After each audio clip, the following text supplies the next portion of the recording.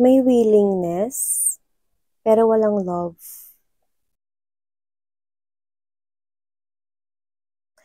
Let's see. What does this mean? Someone here is at the crossroad. Pero parang dadaan siya dun sa road na walang love. Parang napipilitan siyang dumaan dun kasi wala siyang choice. Pero bakit miss yan? Dalawa naman yan ah. Dalawa naman yung ruta. Nadaanan niya na kasi yung isa. And I think nag-failed siya dun. At marami siyang na-receive na mga messages, the birds or the symbols of messages. At I think yun yung mga messages dito, no, na pwedeng nagpa-down ng spirit niya or nagpa-lose ng hope niya or faith niya about that situation. Kaya wala siyang choice but to take another route.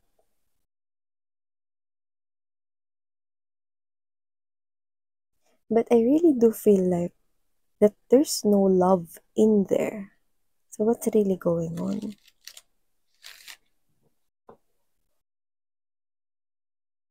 Yeah, yung energies yung parang napilitan.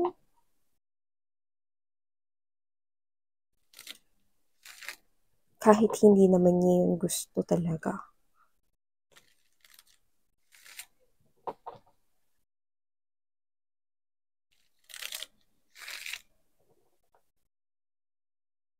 Let's see what's really happening here. Thank you so much, Archangel Michael, together with the angels and guides.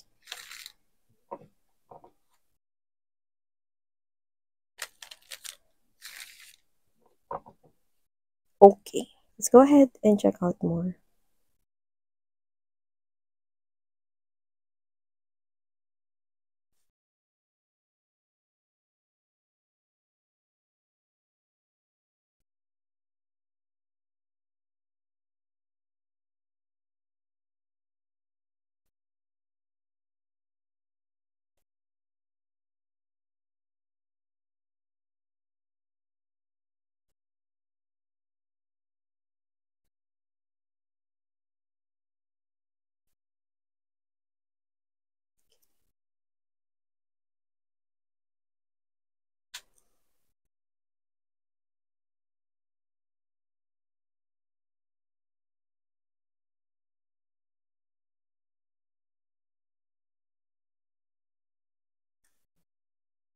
Kung sino tong lumalabas dito mga babes, no? Hindi siya player eh. Hindi siya rito babaero, hindi rin siya rito lalakero or whatever, no? May rason dito, no? Pero I think hindi ito valid, no? Para sa akin, ha? Pero mamaya alamin natin, no? Sabihin ko sa inyo kung ano yun. Pero bago yan, let me just greet everybody. Hi and hello there, new subscribers. Thank you so much for being here with me. At welcome kayo. Tuloy po kayo rito. At sa mga returning subscribers, thank you so much for the warm love and support you're giving me. So, wala po tayo rito ng gender, babae, lalaki, LGBT. Lahat kayo welcome. Pwede nyo rin pong i-flip yung roles if you want because this is general reading. And at the end of the day, you always have your free will. So here, gaya ng sinabi ko sa inyo, hindi ko nakukuha na player siya. Hindi ko rin naman nakukuha rito, no, na siya yung energy na flirt or playful, tapos casual fling lang yung hanap. Hindi eh. It's just that with the King of Cups energy, Eight of Swords right here, yun na. For me, hindi katanggap-tanggap tong reason na to kahit hindi siya player, no? But I think this is the person here na I think nireject mo siya. Baka nag-offer ito ng love for you. Nasa-stuck pa rin siya sa'yo rito. Ikaw pa rin yung gusto niya. Ikaw pa rin yung nangingibabaw sa lahat. Kahit na posibleng tinanggihan mo ang kanyang pag-ibig. Pero loneliness already, no, is nakaka-suffocate na sa taong ito. So I think ang nangyari dito, sabi ko nga sa inyo, hindi ito valid para sa akin o mali ito. Pero ito yung ginawa niya. Sa tingin ko with this Ace of Wands energy, no, Three of Cups, and there's this full card energy, I think, sila na ngayon ng person na may gusto sa kanya.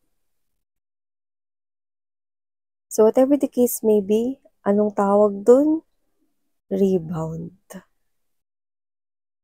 This person here used another person to forget you. Para matakasan niya yung lungkot. Natakasan nga ba niya? Hindi. So I think this person here, niligawan kayo nito for too long. Okay? O yung iba, pwedeng hindi kayo niligawan nito pero in-express niya yung love niya for you. Wala tayong gender dito. At matagal na rin siya rito na nagpahiwatig rito kung gusto niya kayo. Okay? Up until the day came na nireject mo siya. Hindi mo in-accept ang offer of love niya. Maybe because you have a lot of reasons. Maybe because you like someone else. Maybe because you are in love with someone else. Or maybe because you are already in a relationship or committed relationship with your special person already. Okay? But whatever your reason is, it's just that na-reject mo siya. And this person cannot accept that reality. Nag-isip siya rito ng pamamaraan para matakasan yung lungkot, but it's just not working.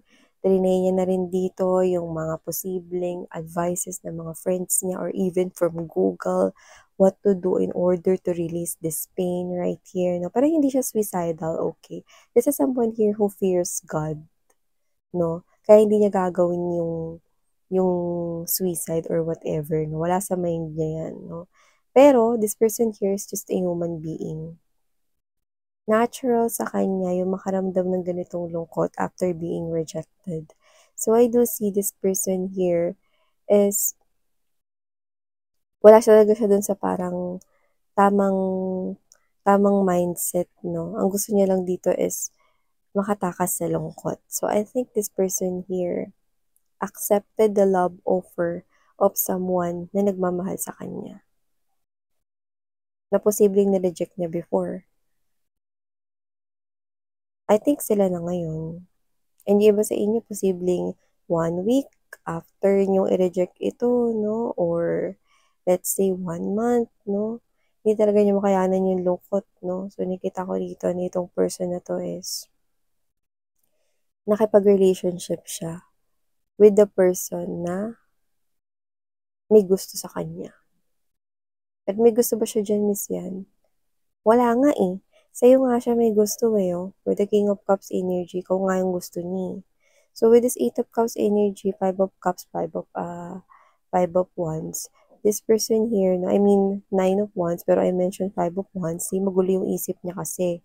And with the 9 of Wands energy, this person here, gusto niya talaga makatakas sa lungkot. So, dinadaya niya rito yung sarili niya, no? The Devil enters this 4 of Swords energy. This is someone here na kahit nakakonect na siya doon, kahit na may relationship na sila or sinabi niyang liligawan niya yung may gusto sa kanya, no? Or whatever, no? Posibleng dinadaya niya yung sarili niya rito. Gusto niya lang makalimot, which is mali. Mali. Nagumamit ka ng ibang tao para makalimot. Okay? So, nakita ko dito na yun yung way out niya. Gusto niya itry lahat ng mga pwedeng itry dahil ang hirap. Nakakasuffocate daw. No? Alam mo yung pakiramdam niya yung parang nakalanghap ng usok from nasusunog na gusali na naka-close, walang window, ganun. So, this person here is someone thinking about you every day pa rin. Hindi ka mawala-wala sa puso niya. Ikaw pa rin yung mahal niya pero pilit niya nilalabanan yung lungkot pero hirap labanan. Kaya siguro kahit magising siya rito alam niyang mali yung ginagawa niya. Parang ito pa rin yung para sa kanya tamang gawin para lang makaalis sa lungkot. I know that this is not here something na pwede nating i-consider as valid reason. Kasi he or she is using someone here. But I think kumuha siya rito ng permission kahit hindi siya nagtanong ng directly. Bakit Miss yan? Because I think yung taong yun na may gusto sa kanya, alam nun na ikaw yung mahal. At alam mo rin nun na hindi mo siya rito sinagot or hindi mo pinaunlakan yung love offer niya.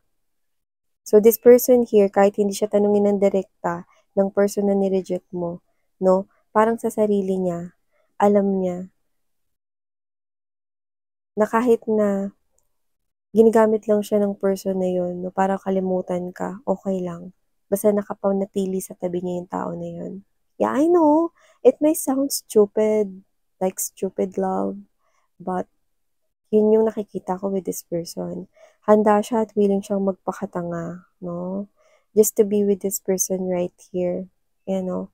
Parang sa isip niya rito, no? Kinakausap niya yung sarili niya, no? And this person here is telling na, sige, okay lang na gamitin mo ko para makalimutan si Collective. Baka yan ang paraan para mahalin mo na ako. You know?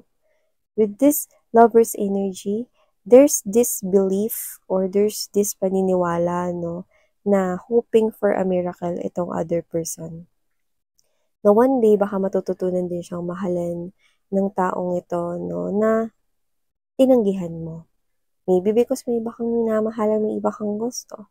Or maybe because hindi mo lang talaga gusto tong person na to. Whatever your reason is, this person here is willing na magpagamit dito sa person na to para makalimutan ka. And we cannot blame this other person here. Why? Because his or her feelings is really strong. Very strong for this person here para hayaan niya na gamitin siya rito para maging happy etong person na to, no, na lumalabas rito. Pero bakit nga ba lumalabas sila sa reading ko, Miss Yan? I know it's none of your business here, babe. Kaya sila lumalabas dito sa reading mo kasi yung tao rito ang nireject mo is ikaw talaga yung gusto. Kaya connecting siya sa'yo spiritually, energetically. So, ibig sabihin, this person here, ikaw talaga yung gusto niya makasama. Ikaw talaga yung gusto niya rito na maging in relationship. Ikaw talaga rito yung nilulong niya. Kaya kahit na may ibang tao sa tabi niya, hindi siya dito magawang makontento doon dahil ikaw ang hanap-hanap ng kanyang puso at isipan. So, yun yung nakikita ko rito. No? Pero, I know, pero yun talaga yung ginawa niya. No? Pareha sila rito na inalaw yung isa't isa na gamitin para sa sariling benefits. This person here na nireject mo, this person is ginagamit itong other person to be happy. Baka kakalabas nila, kakadate nila, kakapasyal nila, baka mahulog yung loob niya rito, but it's not working pa. It's not working. I'm not saying that there's no chance na mahulog yung loob niya when I say the word pa. Because with this type of energy, who knows, diba? Might yung iba sa kanila, few of them might fall in love with this other person. Okay? Yun ay kung hanggang saan niya kayang tiisin na nasa isang relationship siya na hindi naman talaga niya gusto. And then the other person, appearing here as the Queen of Cups, okay, na nagbibigay ng permission na gamitin siya nitong person na to na para makalimutan ka, is meron din siya sarili rito na parang obsession. Bakit pa niya pakakawalan yung tao na dinidesire niya? Kahit alam niya na merong ibang taong nilalaman ng puso't isipan nun, who is ikaw, inaalaw niya pa rin ito. Bakit? Kasi gusto niya maging greedy when it comes to love. People tends to have that natural greediness kapag pagdating sa love, isn't it? And I think this other person here, yun yung nangyayari dito. So they're both doing this for their own benefits. I know it's none of your business. Pero yun yung nangyayari because you are someone who is the main topic of this.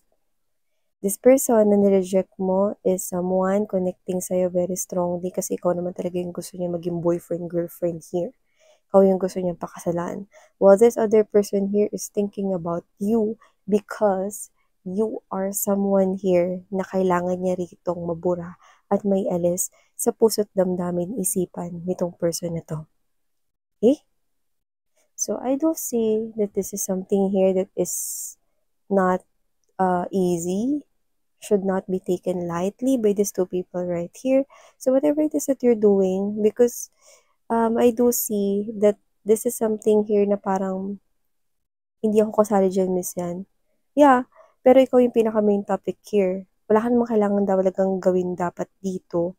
Pero kung ano man yung ginagawa mo ngayon, and I think you are really someone no, na alam mo yung ginagawa mo, then tuloy-tuloy mo lang yung ginagawa mo. Kasi hindi mo naman kailangan ipilit yung sarili mo sa mga sitwasyon na ayaw mo. Tama. So whatever the case may be, nakikita ko rito na ikaw ito na meron ka rito mga bagay na inaasikaso on your own. So, keep on maging busy sa mga yan. And these two people right here, no, do not worry about these two people right here because they will eventually find their way. Okay? Whether that's out of this relationship or whether getting together for good. You know that the universe is may plano sa bawat isa sa atin. So, if the universe has this plan to maging close itong dalawa na to, then they will make it happen. But so far, nakikita ko rito na sa ngayon, they're struggling with their emotions, both of them. This person here is trying to get away from loneliness, from being rejected by you. And this other person right here is also lonely. Because para siya ritong namamalimos ng love. Yeah. I know. Naawa siya sa sarili niya rin dito, pero wala siya magawa sa sitwasyon. Because nasa akin na tong person na to. Na kailangan kong gawin is to do everything para ma-in love siya sa akin. Yan. So, parang nga nangyayari, nagpa-positive mindset na lang tong isang ito, iniisip niya na lang na one day, mapofall in love itong other person sa kanya. Yan. I know that sounds complicated, but everybody will definitely find their way out. Okay? So I think the least that you can do for these people right here is to pray for them. Okay? And wish them luck. So yeah. Whoa. Okay? These two energies right here are literally connecting to you very intensely, ha? So, ito mga mensahe na kuha natin here para sa'yo, babe. Sarang heyo, love and light. Ako po sa yan. Thank you po sa time mo. And, sarang heyo. Annyeong.